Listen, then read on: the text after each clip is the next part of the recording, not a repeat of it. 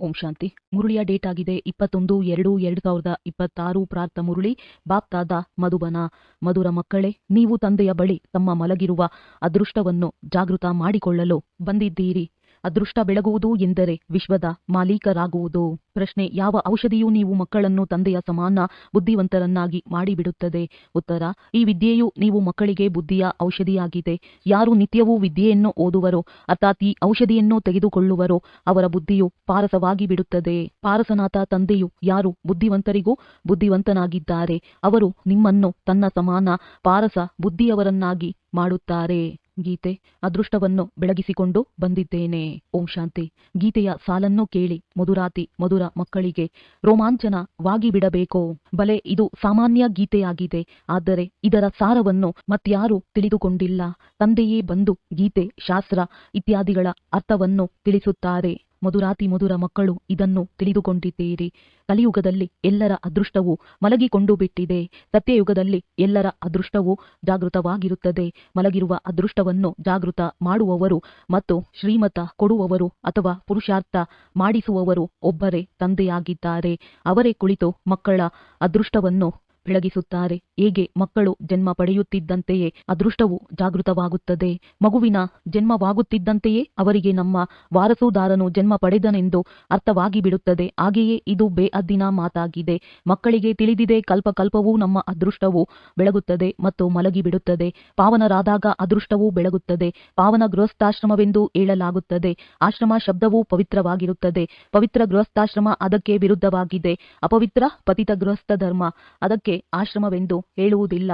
ಎಲ್ಲರದ್ದು ಗೃಹಸ್ಥ ಧರ್ಮವಾಗಿದೆ. ಪ್ರಾಣಿಗಳಲ್ಲಿಯೂ ಇದೆ, ಏಕೆಂದರೆ ಎಲ್ಲವೂ ಮಕ್ಕಳಿಗೆ ಜನ್ಮ ಕೊಡುತ್ತದೆ. ಪ್ರಾಣಿಗಳು ಸಹ ಗೃಹಸ್ಥ ಧರ್ಮದಲ್ಲಿವೆ ಎಂದು ಹೇಳಲಾಗುತ್ತದೆ. ಈಗ ಮಕ್ಕಳು ತಿಳಿದುಕೊಂಡಿದ್ದೀರಿ, ನಾವು ಸ್ವರ್ಗದಲ್ಲಿ ಪವಿತ್ರ ಗೃಹಸ್ಥ ಆಶ್ರಮದಲ್ಲಿದ್ದೆವು. ದೇವಿ ದೇವತೆಗಳಾಗಿದ್ದೆವು. ಸರ್ವಗುಣ ಸಂಪನ್ನರು, 16 ಕಲಾ ಸಂಪೂರ್ಣರು ಎಂದು ಅವರ ಮಹಿಮೆಯನ್ನು ಆಡುತ್ತಾರೆ. ನೀವು ಸಹ ಆಡುತ್ತಿದ್ದೀರಿ. ಈಗ ನಿಮಗೆ ತಿಳಿದಿದೆ, ನಾವು ಪುನಃ ಮನುಷ್ಯರಿಂದ ದೇವತೆಗಳಾಗುತ್ತಿದ್ದೇವೆ. ಮನುಷ್ಯರಿಂದ ದೇವತೆಗಳನ್ನಾಗಿ ಮಾಡಿದರು ಎಂದು ಗಾಯನವಿದೆ. ಬ್ರಹ್ಮ ವಿಷ್ಣು ಶಂಕರನಿಗೂ ದೇವತೆ ಎಂದು ಹೇಳುತ್ತಾರೆ. ಬ್ರಹ್ಮ ದೇವತಾಯ ನಮಃ ಎಂದು ಹೇಳುತ್ತಾರೆ. ಮತ್ತೆ ಶಿವ ಪರಮಾತ್ಮಾಯ ನಮಃ ಎಂದು ಹೇಳುತ್ತಾರೆ. ಅದರ ಅರ್ಥವನ್ನು ನೀವು ತಿಳಿದುಕೊಂಡಿದ್ದೀರಿ. ಅವರಂತೂ ಕೇವಲ ಅಂಧಶ್ರದ್ಧೆಯಿಂದ ಹೇಳಿಬಿಡುತ್ತಾರೆ. ಶಂಕರ ದೇವತಾಯ ನಮಃ ಎಂದು ಹೇಳುತ್ತಾರೆ. ಶಿವನು ಪರಮಾತ್ಮನಾದರೂ ಅಂದ ಮೇಲೆ ಶಿವ ಮತ್ತು ಶಂಕರನನ್ನು ಒಂದೇ ಎಂದು ಹೇಳಲು ಸಾಧ್ಯವಿಲ್ಲ.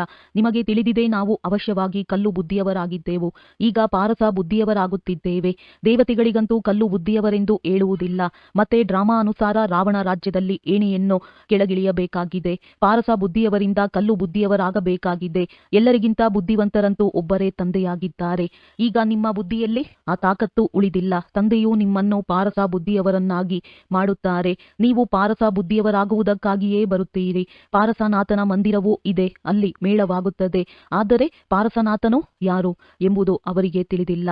ವಾಸ್ತವದಲ್ಲಿ ಪಾರಸವನ್ನಾಗಿ ಮಾಡುವವರು ತಂದೆಯೇ ಆಗಿದ್ದಾರೆ. ಅವರು ಬುದ್ಧಿವಂತರಿಗೂ ಬುದ್ಧಿವಂತನಾಗಿದ್ದಾರೆ. ಈ ಜ್ಞಾನವು ನೀವು ಮಕ್ಕಳಿಗಾಗಿ ಔಷಧಿಯಾಗಿದೆ. ಇದರಿಂದ ಬುದ್ಧಿಯು ಎಷ್ಟೊಂದು ಪರಿವರ್ತನೆಯಾಗುತ್ತದೆ. ಈ ಪ್ರಪಂಚವು ಮುಳ್ಳುಗಳ ಅರಣ್ಯವಾಗಿದೆ. ಒಬ್ಬರು ಇನ್ನೊಬ್ಬರಿಗೆ ಎಷ್ಟೊಂದು ದುಃಖ ಕೊಡುತ್ತಾರೆ. ಈಗ ಇರುವುದೇ ತಮೋಪ್ರಧಾನ ರೌರವ ನರಕ. ಗರುಡ ಪುರಾಣದಲ್ಲಂತೂ ಬಹಳ ರೋಚಕ ಮಾತುಗಳನ್ನು ಬರೆದಿದ್ದಾರೆ. ಈಗ ನೀವು ಮಕ್ಕಳ ಬುದ್ಧಿಗೆ ಔಷಧಿ ಸಿಗುತ್ತಿದೆ. ಬೇಅದ್ದಿನ ತಂದೆಯು ಔಷಧಿಯನ್ನು ಕೊಡುತ್ತಿದ್ದಾರೆ. ಇದು ವಿದ್ಯೆಯಾಗಿದೆ. ಇದಕ್ಕೆ ಜ್ಞಾನಾಮೃತವೆಂದು ಹೇಳಿಬಿಡುತ್ತಾರೆ. ಯಾವುದೇ ಜಲ ಇತ್ಯಾದಿಗಳಿಲ್ಲ. ಇತ್ತೀಚೆಗೆ ಎಲ್ಲ ಪದಾರ್ಥಗಳಿಗೆ ಅಮೃತವೆಂದು ಹೇಳಿಬಿಡುತ್ತಾರೆ. ಗಂಗಾ ಜಲಕ್ಕೂ ಅಮೃತವೆಂದು ಹೇಳಿಬಿಡುತ್ತಾರೆ. ದೇವತೆಗಳ ಪಾದಗಳನ್ನು ತೊಳೆದು ನೀರನ್ನಿಡುತ್ತಾರೆ, ಅದಕ್ಕೆ ಅಮೃತವೆಂದು ಹೇಳುತ್ತಾರೆ. ಇದು ಸಹ ಬುದ್ಧಿಯಿಂದ ತಿಳಿದುಕೊಳ್ಳುವ ಮಾತಲ್ಲವೇ? ಈ ಅಂಚಲಿಯು ಅಮೃತವೇ ಅಥವಾ ಪತಿತ ಪಾವನ ಗಂಗಾ ಜಲವು ಅಮೃತವೇ? ಯಾರು ಅಂಚಲೆಯನ್ನು ಕೊಡುವರೋ ಅವರು ಇದು ಪತಿತರನ್ನು ಪಾವನ ಮಾಡುವಂತದ್ದಾಗಿದೆ ಎಂದು ಹೇಳುವುದಿಲ್ಲ. ಗಂಗಾ ಜಲಕ್ಕೆ ಪತಿತ ಪಾವನ ಎಂದು ಹೇಳುತ್ತಾರೆ. ಮನುಷ್ಯರು ಸಾಯುವಾಗ ಗಂಗಾ ಜಲವು ಬಾಯಲ್ಲಿರಲಿ ಎಂದು ಹೇಳುತ್ತಾರೆ. ಅರ್ಜುನನು ಬಾಣ ಹೊಡೆದನು, ಮತ್ತೆ ಅಮೃತ ಜಲವನ್ನು ಕುಡಿಸಿದನೆಂದು ಹೇಳುತ್ತಾರೆ. ನೀವು ಮಕ್ಕಳು ಯಾವುದೇ ಬಾಣ ಇತ್ಯಾದಿಯನ್ನು ಹೊಡೆಯುವುದಿಲ್ಲ. ಒಂದು ಹಳ್ಳಿ ಇದೆ, ಅಲ್ಲಿ ಬಾಣಗಳಿಂದಲೇ ಹೊಡೆದಾಡುತ್ತಾರೆ. ಅಲ್ಲಿನ ರಾಜನಿಗೆ ಈಶ್ವರನ ಅವತಾರವೆಂದು ಹೇಳುತ್ತಾರೆ. ಆದರೆ ಯಾರೂ ಈಶ್ವರನ ಅವತಾರನಾಗಲು ಸಾಧ್ಯವಿಲ್ಲ. ವಾಸ್ತವದಲ್ಲಿ ಸತ್ಯವಾದ ಸದ್ಗುರುವು ಒಬ್ಬರೇ ಆಗಿದ್ದಾರೆ. ಅವರು ಸರ್ವರ ಸದ್ಗತಿ ದಾತನಾಗಿದ್ದಾರೆ. ಎಲ್ಲ ಆತ್ಮರನ್ನು ಜೊತೆ ಕರೆದುಕೊಂಡು ಹೋಗುತ್ತಾರೆ. ತಂದೆಯ ವಿನಃ ಮತ್ಯಾರೂ ಹಿಂತಿರುಗಿ ಹೋಗಲು ಸಾಧ್ಯವಿಲ್ಲ. ಬ್ರಹ್ಮದಲ್ಲಿ ಲೀನವಾಗಿ ಅಂತ್ಯವಾಗುವ ಮಾತು ಇಲ್ಲ. ಈ ನಾಟಕವು ಮಾಡಲ್ಪಟ್ಟಿದೆ. ಸೃಷ್ಟಿ ಚಕ್ರವು ಅನಾದಿಯಾಗಿ ಸುತ್ತುತ್ತಲೇ ಇರುತ್ತದೆ. ವಿಶ್ವದ ಇತಿಹಾಸ ಭೂಗೋಳವು ಹೇಗೆ ಪುನರಾವರ್ತನೆಯಾಗುತ್ತದೆ ಎಂಬುದನ್ನು ನೀವೀಗ ತಿಳಿದುಕೊಂಡಿದ್ದೀರಿ. ಮತ್ಯಾರೂ ತಿಳಿದುಕೊಂಡಿಲ್ಲ. ಮನುಷ್ಯರು ಅರ್ಥಾತ್ ಆತ್ಮರು ತನ್ನ ರಚಯಿತ ತಂದೆಯನ್ನೇ ಅರಿತುಕೊಂಡಿಲ್ಲ. ಅವರನ್ನು ಓ ಗಾಡ್ ಫಾದರ್ ಎಂದು ನೆನಪು ಮಾಡುತ್ತಾರೆ. ಅದ್ದಿನ ತಂದೆಗೆ ಎಂದು ಗಾಡ್ ಫಾದರ್ ಎಂದು ಹೇಳುವುದಿಲ್ಲ. ಗಾಡ್ ಫಾದರ್ ಎಂಬ ಶಬ್ದವನ್ನು ಬಹಳ ಗೌರವದಿಂದ ಹೇಳುತ್ತಾರೆ. ಅವರಿಗೆ ಪತಿತ ಪಾವನ ದುಃಖಹರ್ತ ಸುಖಕರ್ತನೆಂದು ಆಡುತ್ತಾರೆ. ಒಂದು ಕಡೆ ಅವರು ದುಃಖಹರ್ತ ಸುಖಕರ್ತನೆಂದು ಹೇಳುತ್ತಾರೆ. ಮತ್ತು ಯಾವಾಗ ದುಃಖವಾಗುವುದೋ ಅಥವಾ ಮಗು ಮೊದಲಾದವರು ಶರೀರ ಬಿಡುತ್ತಾರೆಂದರೆ ಈಶ್ವರನೇ ದುಃಖ ಸುಖವನ್ನು ಕೊಡುತ್ತಾನೆ. ಈಶ್ವರನು ನಮ್ಮ ಮಗುವನ್ನು ತೆಗೆದುಕೊಂಡು ಬಿಟ್ಟರು ಎಂದು ಇದು ಏನು ಮಾಡಿದಂತಾಯಿತು. ಒಂದು ಕಡೆ ಮಹಿಮೆ ಮಾಡುತ್ತಾರೆ, ಮತ್ತೆ ಸ್ವಲ್ಪ ಏನಾದರೂ ಆಯಿತೆಂದರೆ ಈಶ್ವರನಿಗೆ ನಿಂದನೆ ಮಾಡಿದಂತಾಯಿತು. ಈಶ್ವರನೇ ಮಕ್ಕಳನ್ನು ಕೊಟ್ಟರು ಎಂದು ಹೇಳುತ್ತೀರಿ. ಒಂದು ವೇಳೆ ಅವರನ್ನು ಮರಳಿ ತೆಗೆದುಕೊಂಡರೆ ಮತ್ತೇಕೆ ಅಳುತ್ತೀರಿ? ಈಶ್ವರನ ಬಳಿ ಹೋದರಲ್ಲವೇ? ಸತ್ಯಯುಗದಲ್ಲಿ ಎಂದು ಯಾರೂ ಅಳುವುದಿಲ್ಲ. ತಂದೆಯು ತಿಳಿಸುತ್ತಾರೆ, ಅಳುವ ಮಾತೇ ಇಲ್ಲ. ಆತ್ಮವು ತನ್ನ ಲೆಕ್ಕಾಚಾರದನುಸಾರ ಹೋಗಿ ಇನ್ನೊಂದು ಪಾತ್ರವನ್ನಭಿನಯಿಸಬೇಕಾಗಿದೆ. ಜ್ಞಾನವಿಲ್ಲದಿರುವ ಕಾರಣ ಮನುಷ್ಯರು ಎಷ್ಟೊಂದು ಅಳುತ್ತಾರೆ, ಹೇಗೆ ಹುಚ್ಚರಾಗಿ ಬಿಡುತ್ತಾರೆ. ಇಲ್ಲಂತೂ ತಂದೆಯೂ ತಿಳಿಸುತ್ತಾರೆ, ಅಮ್ಮ ಸತ್ತರು ಅಲ್ವಾ ತಿನ್ನಿ, ಅಂದರೆ ನಷ್ಟಮೋಹಿಯಾಗಿರಬೇಕು. ನಮ್ಮವರು ಒಬ್ಬರೇ ಬೇಅದ್ದಿನ ತಂದೆಯಾಗಿದ್ದಾರೆ, ಅನ್ಯ ಯಾರೂ ಇಲ್ಲ. ಮಕ್ಕಳ ಸ್ಥಿತಿಯು ಈ ರೀತಿ ಇರಬೇಕು. ಮೋಹಜೀತರಾಜನ ಕಥೆಯನ್ನೋ ಕೇಳಿದ್ದೀರಲ್ಲವೇ? ಇವೆಲ್ಲವೂ ದಂತಕಥೆಗಳಾಗಿವೆ. ಸತ್ಯಯುಗದಲ್ಲಿ ಎಂದೂ ದುಃಖದ ಮಾತಿರುವುದಿಲ್ಲ, ಎಂದೂ ಅಕಾಲ ಮೃತ್ಯುವೂ ಆಗುವುದಿಲ್ಲ. ಮಕ್ಕಳಿಗೆ ತಿಳಿದಿದೆ, ನಾವು ಕಾಲದ ಮೇಲೆ ಜಯ ಗಳಿಸುತ್ತೇವೆ. ತಂದೆಗೆ ಮಹಾಕಾಲನೆಂದು ಹೇಳುತ್ತಾರೆ. ಕಾಲರ ಕಾಲನು ನಿಮಗೆ ಕಾಲದ ಮೇಲೆ ವಿಜಯವನ್ನು ಪ್ರಾಪ್ತಿ ಮಾಡಿಸುತ್ತಾರೆ. ಕಾಲವೆಂದು ಕಬ್ಬಳಿಸುವುದಿಲ್ಲ. ಕಾಲವು ಆತ್ಮನನ್ನಂತೂ ಕಬ್ಬಳಿಸಲು ಸಾಧ್ಯವಿಲ್ಲ. ಆತ್ಮವು ಒಂದು ಶರೀರವನ್ನು ಬಿಟ್ಟು ಇನ್ನೊಂದನ್ನು ತೆಗೆದುಕೊಳ್ಳುತ್ತದೆ. ಅದಕ್ಕೆ ಕಾಲವು ತಿಂದು ಬಿಟ್ಟಿತೆಂದು ಹೇಳುತ್ತಾರೆ. ಬಾಕಿ ಕಾಲವೆಂದರೆ ಯಾವುದೇ ಒಂದು ವಸ್ತುವಲ್ಲ. ಮನುಷ್ಯರು ಮಹಿಮೆ ಆಡುತ್ತಿರುತ್ತಾರೆ, ಏನನ್ನೂ ತಿಳಿದುಕೊಂಡಿಲ್ಲ. ಅಚ್ಯುತಂ ಕೇಶವಂ ಎಂದು ಆಡುತ್ತಾರೆ, ಅರ್ಥವೇನೂ ಗೊತ್ತಿಲ್ಲ. ಮನುಷ್ಯರು ತಿಳುವಳಿಕೆಯಿಂದ ಸಂಪೂರ್ಣ ಹೊರಗಿದ್ದಾರೆ. ತಂದೆಯು ತಿಳಿಸುತ್ತಾರೆ, ಈ ಪಂಚವಿಕಾರಗಳು ನಮ್ಮ ಬುದ್ಧಿಯನ್ನು ಎಷ್ಟು ಕೆಡಿಸಿಬಿಡುತ್ತದೆ. ಎಷ್ಟೊಂದು ಮನುಷ್ಯರು ಬದರಿನಾಥ ಮೊದಲಾದ ಕಡೆ ಹೋಗುತ್ತಾರೆ. ಇಂದು 2 ಲಕ್ಷ ಮಂದಿ ಹೋದರು, 4 ಲಕ್ಷ ಮಂದಿ ಹೋದರು. ದೊಡ್ಡ ದೊಡ್ಡ ಅಧಿಕಾರಿಗಳೂ ಸಹ ತೀರ್ಥಯಾತ್ರೆ ಮಾಡಲು ಹೋಗುತ್ತಾರೆ. ನೀವಂತೂ ಎಲ್ಲಿಗೂ ಹೋಗುವುದಿಲ್ಲ. ಆದ್ದರಿಂದ ಈ ಬೀಕೆಗಳು ನಾಸ್ತಿಕರಾಗಿದ್ದಾರೆ, ಏಕೆಂದರೆ ಭಕ್ತಿ ಮಾಡುವುದಿಲ್ಲ ಎಂದು ಹೇಳುತ್ತಾರೆ. ಆದರೆ ನೀವು ಹೇಳುತ್ತೀರಿ, ಯಾರು ಭಗವಂತನನ್ನು ಅರಿತುಕೊಂಡಿಲ್ಲವೋ ಅವರು ನಾಸ್ತಿಕರಾಗಿದ್ದಾರೆ. ತಂದೆಯನ್ನು ಯಾರೂ ಅರಿತುಕೊಂಡಿಲ್ಲ. ಇದಕ್ಕೆ ಅನಾಥರ ಪ್ರಪಂಚವೆಂದು ಹೇಳಲಾಗುತ್ತದೆ. ಪರಸ್ಪರ ಹೊಡೆದಾಡುತ್ತಾ ಜಗಳವಾಡುತ್ತಿರುತ್ತಾರೆ. ಇಡೀ ಪ್ರಪಂಚವೇ ತಂದೆಯ ಮನೆಯಲ್ಲವೇ? ತಂದೆಯು ಇಡೀ ಪ್ರಪಂಚದ ಮಕ್ಕಳನ್ನು ಪತಿತರಿಂದ ಪಾವನ ಮಾಡಲು ಬರುತ್ತಾರೆ. ಅವಶ್ಯವಾಗಿ ಅರ್ಧಕಲ್ಪ ಪಾವನ ಪ್ರಪಂಚವಿತ್ತಲ್ಲವೇ? ರಾಮರಾಜ, ರಾಮ ಪ್ರಜೆ, ರಾಮ ಸಾಹುಕಾರ ಎಂದು ಹಾಡುತ್ತಾರೆ. ಒಂದನೆಯದು, ಅಲ್ಲಿ ಅಧರ್ಮದ ಮಾತಿರಲು ಹೇಗೆ ಸಾಧ್ಯ? ಅಲ್ಲಿ ಹಸು ಹುಲಿ ಒಟ್ಟಿಗೆ ನೀರು ಕುಡಿಯುತ್ತದೆ ಎಂದು ಹೇಳುತ್ತಾರೆ. ಅಂದಾಗ ಅಲ್ಲಿ ರಾವಣ ಮೊದಲಾದವರು ಎಲ್ಲಿಂದ ಬರುವರು? ತಿಳಿದುಕೊಂಡಿಲ್ಲ. ಹೊರಗಿನವರಂತೂ ಈ ಮಾತುಗಳನ್ನು ಕೇಳಿ ನಗುತ್ತಾರೆ. ನೀವು ಮಕ್ಕಳು ತಿಳಿದುಕೊಂಡಿದ್ದೀರಿ. ಈಗ ಜ್ಞಾನಸಾಗರ ತಂದೆಯು ಬಂದು ಜ್ಞಾನವನ್ನು ಕೊಡುತ್ತಾರೆ. ಇದು ಪತಿತ ಪ್ರಪಂಚವಲ್ಲವೇ? ಈಗ ಪ್ರೇರಣೆಯಿಂದ ಪತಿತರನ್ನು ಪಾವನ ಮಾಡುವರೆ. ಏ ಪತಿತ ಪಾವನ, ಬನ್ನಿ, ಬಂದು ನಮ್ಮನ್ನು ಪಾವನ ಮಾಡಿ ಎಂದು ಕರೆಯುತ್ತಾರೆ. ಅಂದ ಮೇಲೆ ಅವಶ್ಯವಾಗಿ ಭಾರತದಲ್ಲಿಯೇ ಬಂದಿದ್ದರು. ಈಗಲೂ ಸಹ ಹೇಳುತ್ತಾರೆ, ಜ್ಞಾನಸಾಗರನಾದ ನಾನು ಬಂದಿದ್ದೇನೆ. ನೀವು ಮಕ್ಕಳಿಗೂ ತಿಳಿದಿದೆ, ಶಿವತಂದೆಯಲ್ಲಿಯೇ ಸಂಪೂರ್ಣ ಜ್ಞಾನವಿದೆ. ಆ ತಂದೆಯೇ ಕುಳಿತು ಮಕ್ಕಳಿಗೆ ಇವೆಲ್ಲ ಮಾತುಗಳನ್ನು ತಿಳಿಸುತ್ತಾರೆ. ಶಾಸ್ತ್ರಗಳಲ್ಲಿ ಎಲ್ಲವೂ ದಂತಕಥೆಗಳಿವೆ.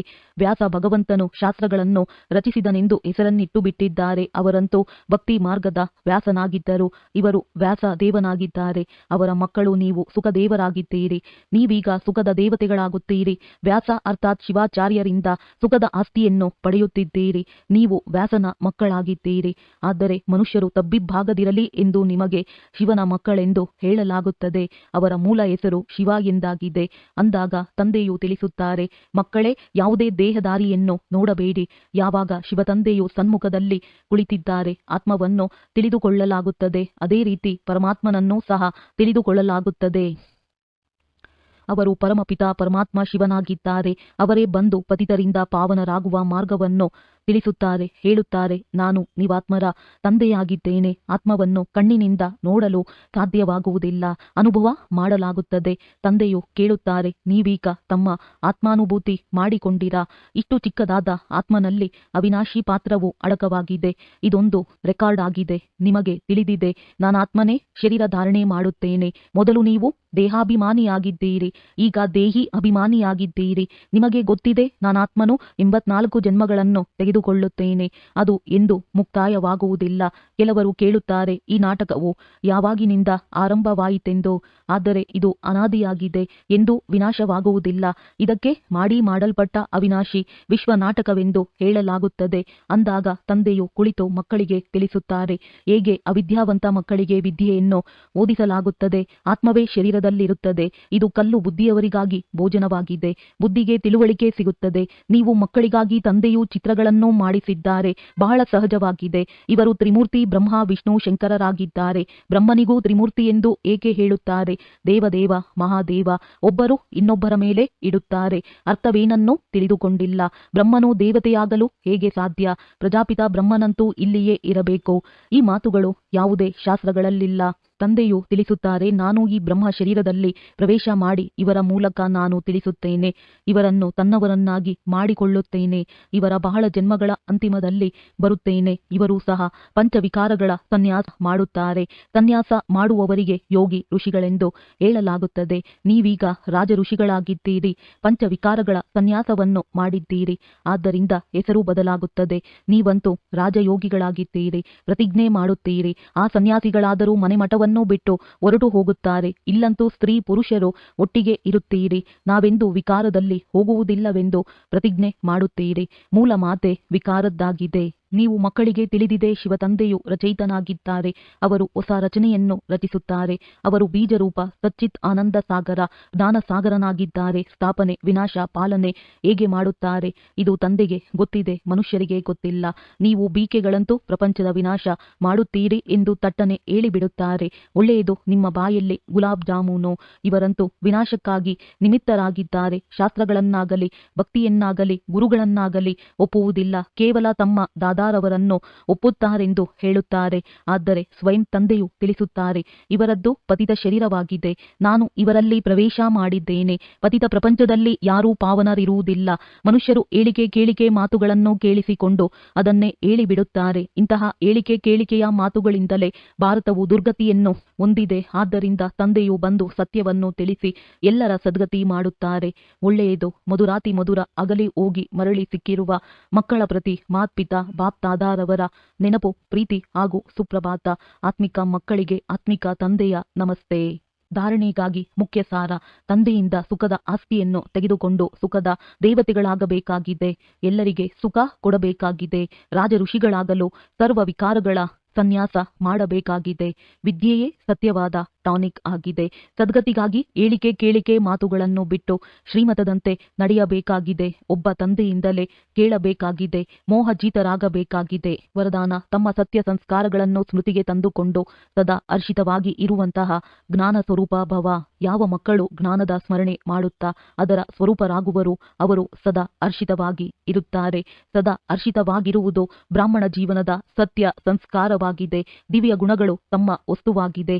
ಅವಗುಣವು ಮಾಯೆಯ ವಸ್ತುವಾಗಿದೆ. ಅದೇ ಸಂಘದೋಷದಿಂದ ಬಂದು ಬಿಟ್ಟಿದೆ. ಈಗ ಅದರಿಂದ ಹಿಂತಿರುಗಿ ಹಾಗೂ ತಮ್ಮ ಸರ್ವಶಕ್ತಿವಂತನ ಸ್ಥಿತಿಯಲ್ಲಿ ಇರುತ್ತೀರೆಂದರೆ ಸದಾ ಹರ್ಷಿತವಾಗಿ ಇರುತ್ತೀರಿ. ಯಾವುದೇ ಆಸುರಿ ಅಥವಾ ವ್ಯರ್ಥ ಸಂಸ್ಕಾರವು ತಮ್ಮ ಮುಂದೆ ಬರುವ ಸಾಹಸವನ್ನು ಇಡುವುದಕ್ಕೆ ಸಾಧ್ಯವಿಲ್ಲ.